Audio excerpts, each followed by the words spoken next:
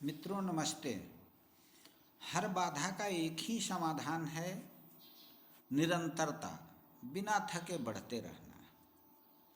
जीवन विविधताओं से परिपूर्ण है।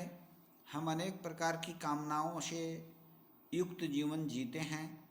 मानव जीवन कामनाओं से परिपूर्ण है, इच्छाओं से परिपूर्ण है, लक्ष्यों से परिपूर्ण है, और वह जीवन भी बेकार है जिसमें कोई लक्ष्य नहीं है। इसलिए हमें अवश्य लक्ष्य निर्धारित करना चाहिए और लक्ष्य निर्धारित करने के लिए उसके अनुकूल कठोर परिश्रम करना चाहिए।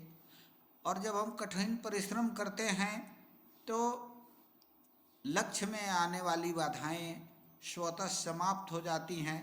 कभी कभी हमारे जीवन में ऐसे क्षण आते हैं कि लगता है कि हमने गलत निर्णय ले लिया, मैं जो काम करने के लिए सोच रहा हूँ वह गलत है, अथवा मैं गलत हूँ, अथवा हमारे काम करने का तरीका गलत है, अथवा हमारे आसपास की जो पर्यावरण है, आसपास की जो परिस्थितियां हैं वे अनुकूल नहीं हैं, काम नहीं हो पा रहा है, मन थकते जाता है।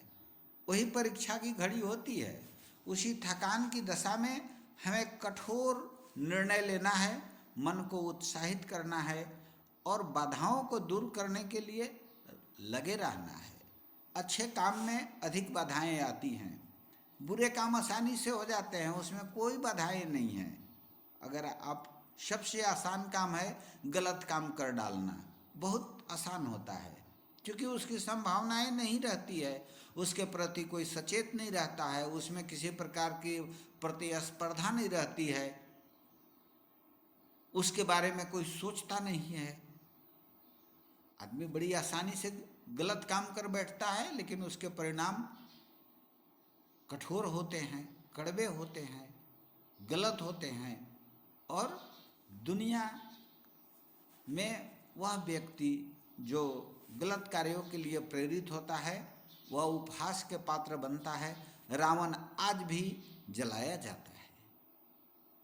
हमें बाधाओं को दूर करने के लिए निरंतर लगे रहना चाहिए।